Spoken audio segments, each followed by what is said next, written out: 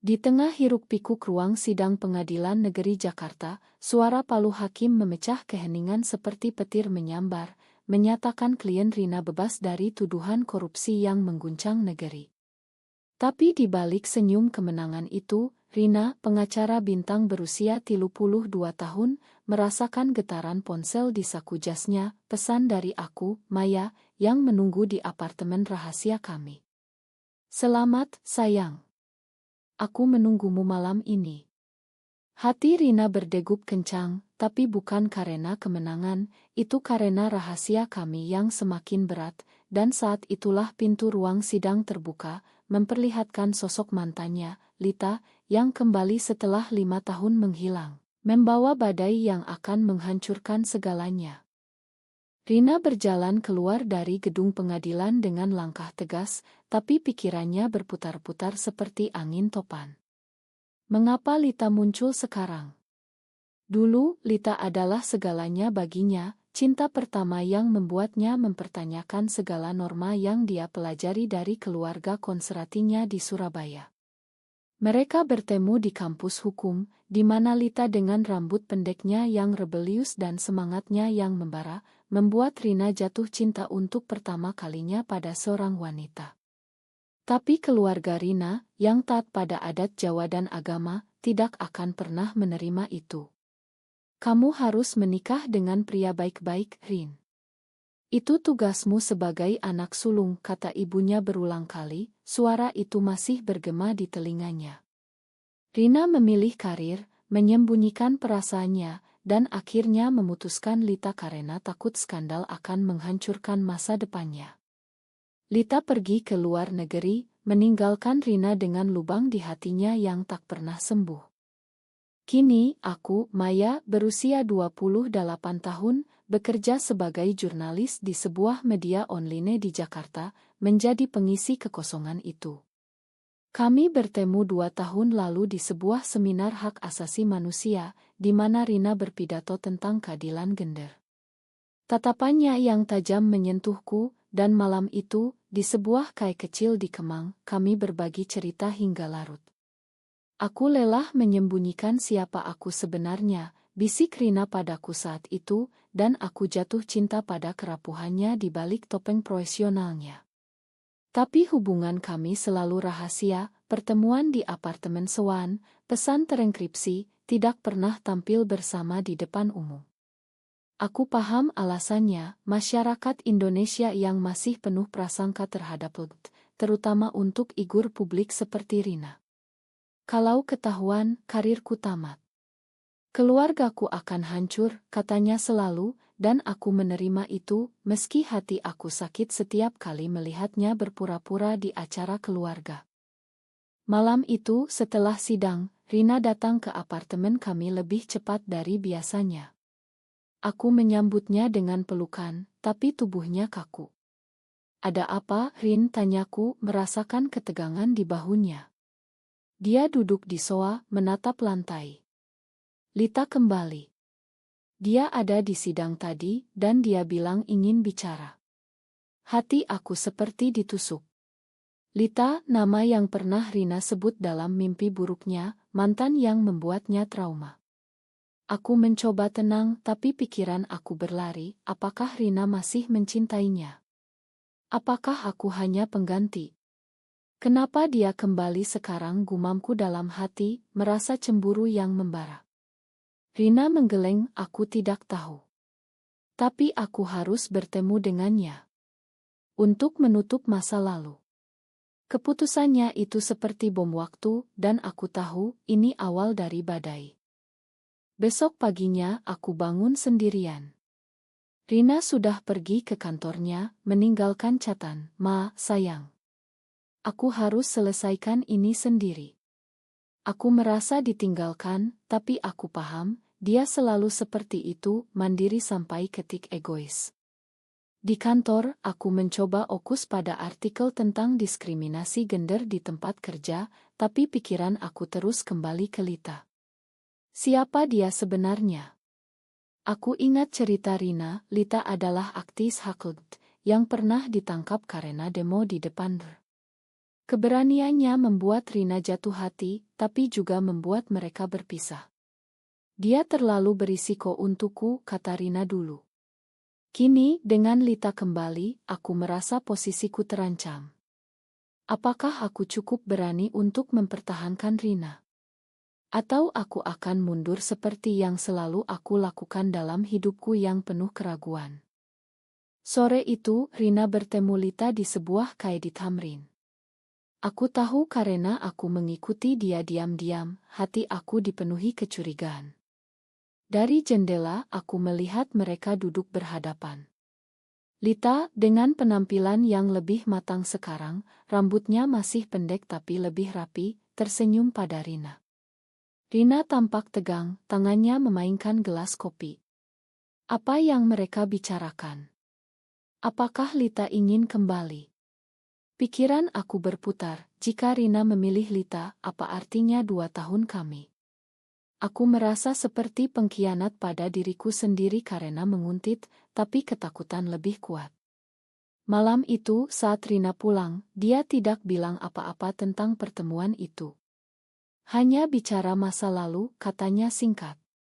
Tapi matanya menyembunyikan sesuatu, dan aku tahu rahasia baru telah dimulai. Hari-hari berikutnya, tekanan semakin berat.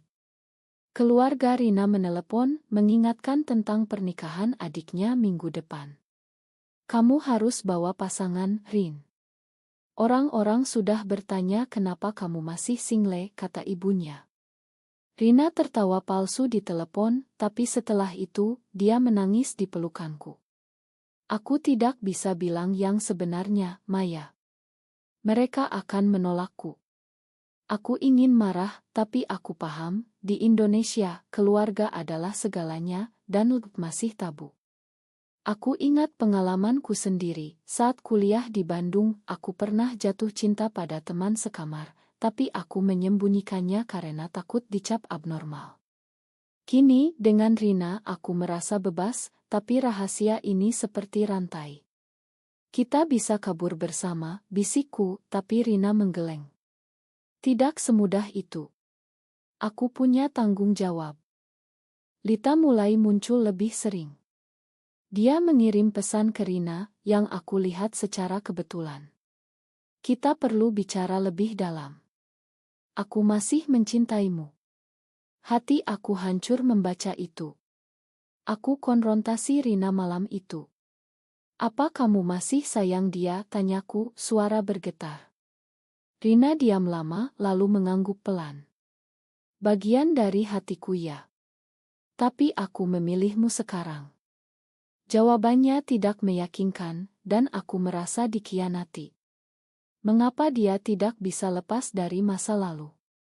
Pikiran aku dipenuhi kemarahan, aku telah mengorbankan banyak untuk hubungan ini, menolak promosi kerja yang mengharuskan pindah ke luar kota, menyembunyikan dari teman-temanku. Apa balasannya? Keraguan.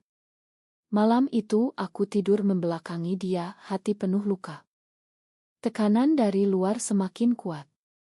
Di kantor Rina, rumor mulai beredar tentang kedekatannya dengan Lita, yang kini bekerja sebagai konsultan hukum. Kolega Rina, yang konservatif, mulai mempertanyakan. Hati-hati, Rin.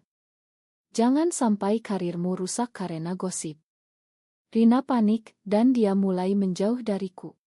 Kita harus lebih hati-hati sekarang, katanya. Aku merasa seperti barang rahasia yang memalukan. Di sisi lain, keluargaku sendiri mulai curiga. Kakakku menelepon, Maya, kenapa kamu jarang pulang? Ada cowok baru ya? Aku tertawa palsu, tapi dalam hati, aku ingin berteriak, aku mencintai seorang wanita, dan itu indah tapi menyakitkan.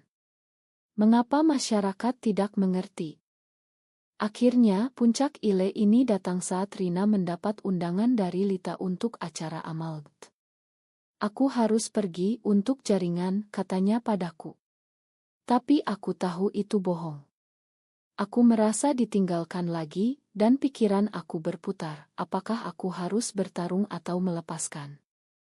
Hati aku sakit, tapi aku memutuskan untuk diam, menunggu badai selanjutnya.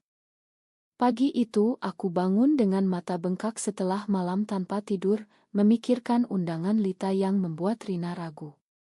Dia sudah pergi lagi, meninggalkan apartemen dingin dan hati aku yang semakin retak. Saat aku minum kopi, ponsel berdering, nomor tak dikenal. Halo, Maya. Ini Lita. Kita perlu bicara. Suara itu, tegas dan familiar dari cerita Rina, membuat darahku mendidih. Mengapa dia menghubungiku? Apa dia ingin merebut Rina dariku? Aku setuju bertemu, meski hati berdebar kencang, tahu ini bisa menjadi kesalahan Atal. Kami bertemu di sebuah taman kecil di Menteng, di bawah pohon rindang yang seolah menyaksikan drama kami. Lita duduk di bangku, memakai kemeja sederhana, tatapannya langsung menusuk. Aku tahu tentang kamu dan Rina, katanya tanpa basa-basi. Hati aku berhenti sejenak. Bagaimana dia tahu? Rina cerita, tanyaku, suara bergetar. Lita menggeleng. Aku lihat kalian di KAI tempo hari. Aku kembali karena aku dengar Rina dalam bahaya, keluarganya ingin menjodohkannya. Informasi itu seperti pukulan, Rina tidak pernah bilang padaku. Mengapa dia menyembunyikan ini? Pikiran aku berlari, apakah dia malu padaku? Atau dia mempertimbangkan perjodohan itu untuk menutupi rahasia kami? Lita melanjutkan, suaranya penuh emosi. Dulu aku dan Rina hampir menikah secara diam-diam, tapi dia mundur karena takut. Sekarang aku kembali untuk membantunya menghadapi kenyataan. Aku merasa cemburu membara. Membantu. Atau merebut, balasku tajam. Lita tersenyum miris. Aku sudah move on, Maya. Tapi Rina belum. Dia terjebak antara cinta dan norma masyarakat. Kata-katanya menyentuh luka dalam diriku. Aku ingat bagaimana aku sendiri berjuang dengan identitasku, di keluarga Sundaku yang tradisional, perempuan diharapkan menikah dan punya anak. Kamu abnormal kalau suka sesama, kata ayahku dulu saat mendengar berita Gdit. Aku menyembunyikan perasaanku sejak remaja, sampai bertemu Rina. Kini, dengan Lita di depanku, aku merasa seperti intruder dalam cerita mereka. Pulang dari pertemuan itu, aku konfrontasi Rina di apartemen. Kenapa kamu tidak bilang tentang perjodohan, tanyaku, air mata mengalir. Rina tampak terkejut, lalu marah. Siapa bilang? Lita. Dia berjalan mondar-mandir, tangannya mengepal. Itu urusan keluargaku, Maya. Kamu tidak paham tekanannya. Aku merasa dikhianati lebih dalam. Urusan keluarga. Kita ini apa? Rahasia yang bisa dibuang. Debat kami memanas, suara semakin tinggi. Rina bilang, aku mencintaimu, tapi aku tidak bisa kehilangan segalanya karena ini. Di Indonesia, seperti kita harus pintar bertahan. Kata-katanya benar, tapi menyakitkan. Aku ingat kasus temanku yang diusir keluarga karena coming out, dia akhirnya depresi. Apakah itu nasib kami? Malam itu kami tidur terpisah, hati penuh luka. Pikiran Rina berputar, mengapa aku tidak bisa jujur?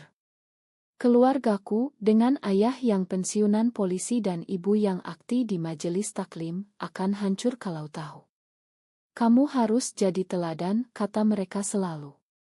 Tapi dengan Maya, aku merasa hidup. Lita kembali membangkitkan rasa bersalah, dulu aku meninggalkannya karena pengecut. Kini, dengan perjodohan yang mendekat, aku harus memilih, menikah palsu untuk menutupi, atau menghadapi badai. Hati aku sakit memikirkan Maya terluka. Keesokan harinya, tekanan meningkat. Di kantor, bos Rina, seorang senior pengacara, memanggilnya. Ada rumor tentangmu dan aktis itu. Hati-hati, Rin. Klien kita konserati. Rina mengangguk, tapi dalam hati panik. Dia ingat bagaimana karirnya dibangun dengan susah payah, lulus cum laude, menangani kasus besar. Satu skandal bisa hancurkan semuanya. Sementara itu, aku di kantorku menulis artikel tentang hak di Indonesia, tapi tangan gemetar. Editorku bilang, jangan terlalu provokatif, Maya. Bisa kena sensor. Aku merasa hipokrit, menulis tentang keberanian, tapi hidupku penuh penyembunyian. Lita menelepon lagi, kali ini ke Rina. Datanglah ke acara amal besok. Ini kesempatanmu untuk berdiri tegak. Rina ragu, tapi setuju. Aku tahu dari pesannya, dan hati aku hancur. Kenapa kamu pergi dengannya, tanyaku malam itu. Rina menjawab, untuk kita. Aku perlu kekuatan. Tapi aku merasa itu alasan. Pikiran aku dipenuhi keraguan, apakah Rina menggunakan aku sebagai pelarian. Aku ingat masa kecilku, selalu menjadi anak baik yang patuh, tapi sekarang, cinta ini membuatku memberontak dalam diam. Acara amal itu menjadi titik balik. Rina pergi sendirian, tapi aku mengikuti lagi, tersembunyi di kerumunan. Di sana, Lita berpidato tentang perjuangan di Indonesia, diskriminasi, kekerasan, penolakan sosial. Rina duduk di depan, matanya berkaca-kaca. Setelah acara, mereka berpelukan, dan aku melihatnya, tatapan lama yang penuh arti. Hati aku seperti dirobek. Pulang, aku menunggu Rina dengan amarah. Kamu bohongi aku, jeritku. Rina menangis, aku bingung, Maya. Lita mengingatkan siapa aku sebenarnya. Debat kami berlanjut hingga larut, penuh air mata dan tuduhan. Aku merasa dikhianati, tapi juga takut kehilangan dia. Tekanan keluarga semakin kuat. Ibu Rina datang ke Jakarta tiba-tiba, membawa calon jodoh, seorang dokter muda dari keluarga terhormat. Ini untuk kebaikanmu, Rin, katanya. Rina terpojok, dan dia mulai menghindari aku. Pesan kami semakin jarang, dan hati aku penuh luka. Pikiran aku berputar, apakah aku harus bertarung atau mundur? Lita meneleponku lagi, bantu Rina keluar dari ini. Dia butuh kita berdua. Tapi aku ragu apakah ini jebakan.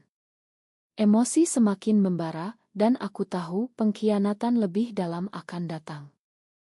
Hari pernikahan adik Rina tiba, dan aku dipaksa menyaksikan dari jauh, karena Rina tidak mengundangku secara resmi. Di ballroom hotel mewah di Jakarta, keluarga berkumpul dengan pakaian kebaya dan batik, tapi di balik senyum, Rina tampak pucat. Ibunya memperkenalkan calon jodoh itu padanya di depan semua orang. Ini Andi, Rin. Kalian cocok sekali.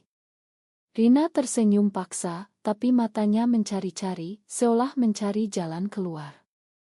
Aku, yang menyelinap masuk sebagai tamu, merasa hati seperti diremas. Mengapa dia biarkan ini terjadi?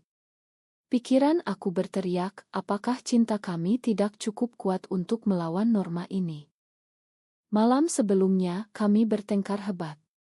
Aku tidak bisa datang sebagai pacarmu, Maya. Itu bunuh diri, katanya. Aku menangis, bunuh diri. Atau pengecutan. Rina marah, kamu tidak paham. Keluargaku akan usir aku, karirku hancur. Di Indonesia, kita tidak bisa hidup bebas seperti di Barat. Kata-katanya menyakitkan, karena aku tahu itu benar. Aku ingat demo anti-LGBTQ di Monas tahun lalu, di mana orang-orang berteriak haram. Aku pernah ikut liputan itu, dan hati aku sakit melihat kebencian itu. Kini itu menjadi realitas kami. Di pesta, aku melihat Lita muncul tiba-tiba, berpakaian elegan. Dia mendekati Rina, berbisik sesuatu, dan Rina tampak terguncang. Apa yang terjadi? Aku mendekat diam-diam, mendengar potongan kata, jangan lakukan ini. Hadapi mereka. Lita mendorong Rina untuk coming out. Hati aku panas, siapa dia untuk campur tangan? Tapi bagian diriku setuju, Rina perlu keberanian. Saat itu, Ibu Rina melihat mereka, dan ekspresinya berubah. Lita, kenapa kamu di sini? Suaranya dingin. Rina panik, menarik Lita pergi. Aku merasa seperti penonton dalam drama yang semakin rumit. Pulang dari pesta, Rina datang ke apartemen dengan air mata. Ibu tahu tentang Lita dulu. Dia marah besar. Aku memeluknya, tapi hati penuh campur aduk.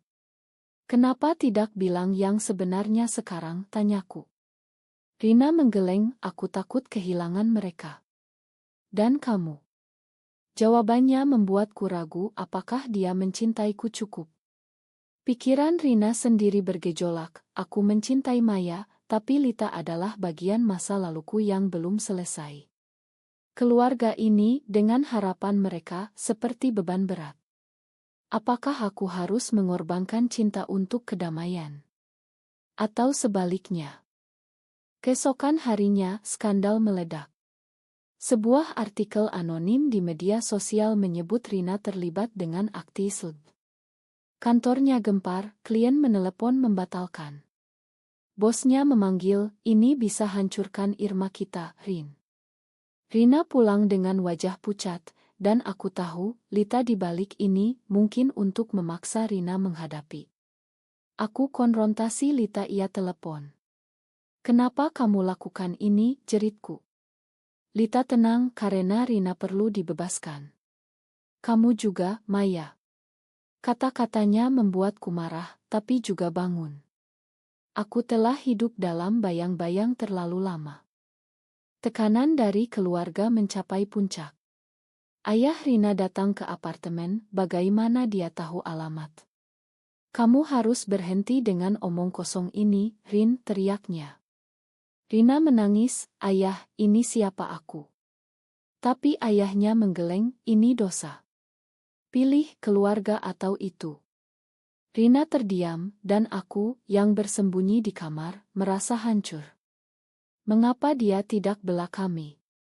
Pikiran aku dipenuhi kemarahan, aku telah mengorbankan karirku, menolak tawaran kerja di Singapura untuk tetap di sini. Apa balasannya? Keraguan Rina. Malam itu, Rina memutuskan untuk bertemu Andi, hanya bicara, katanya. Tapi aku tahu itu langkah mundur. Aku merasa dikhianati lebih dalam, dan pikiran berputar, apakah aku harus pergi? Lita menelepon lagi, jangan biarkan dia lakukan itu. Kami bertemu, dan untuk pertama kalinya, aku melihat Lita sebagai sekutu, bukan musuh. Kita harus bantu Rina, katanya. Tapi hati aku sakit, apakah ini berarti berbagi dia? Emosi semakin kuat, luka semakin dalam. Di pertemuan dengan Andi, Rina merasa mual. Andi baik, tapi bukan dia. Pikirannya kembali ke Maya dan Lita, dua wanita yang membuatnya utuh. Tapi masyarakat, agama, keluarga. Semuanya menekan. Apakah aku pantas bahagia, gumamnya dalam hati. Pulang, dia menemukan aku menunggu dengan tas siap. Aku pergi kalau kamu lanjutkan ini, kataku. Rina menangis, jangan tinggalkan aku. Tapi keputusannya masih ragu, dan malam itu penuh air mata. Skandal semakin besar. Media mulai liput, dan Rina dipecat dari Irma. Ini akhir karirku, katanya putus asa. Aku memeluknya, tapi dalam hati aku marah pada Lita. Apakah ini pengorbanan yang layak? Pikiran kami berdua bergejolak, penuh konflik internal yang semakin menyakitkan. Setelah pemecatan, Rina jatuh ke lubang hitam. Dia mengurung diri di apartemen, menolak makan, hanya menatap dinding. Semuanya hancur karena aku, gumamnya berulang. Aku mencoba menghibur, kita bisa mulai baru. Tapi hati aku sendiri retak, aku kehilangan pekerjaan juga, karena editorku tahu tentang hubunganku dengan Rina dari rumor. Ini terlalu berisiko, katanya. Kini kami berdua pengangguran, hidup dari tabungan, dan tekanan finansial menambah beban emosional. Pikiran aku berteriak, apakah cinta ini pantas untuk semua pengorbanan? Lita datang tanpa diundang, membawa makanan dan dukungan. Aku minta maaf kalau ini karena aku, katanya. Rina memeluknya, dan aku merasa cemburu lagi. Kenapa kamu selalu muncul? Tanyaku tajam. Lita menjawab, karena aku peduli. Kita harus bersatu melawan ini. Kata-katanya membuatku ragu, mungkin dia benar. Di Indonesia, komunitas kecil, dan kami butuh satu sama lain. Tapi melihat Rina dan Lita bersama membangkitkan luka lama.